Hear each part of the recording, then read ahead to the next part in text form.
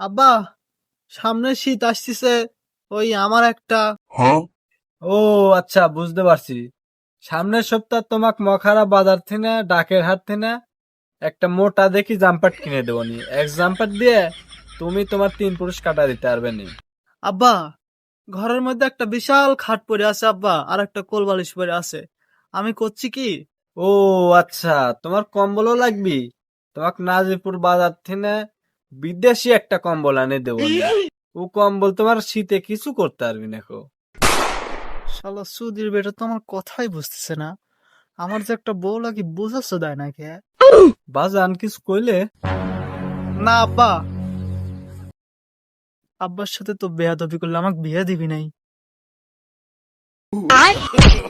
no, no, no, no.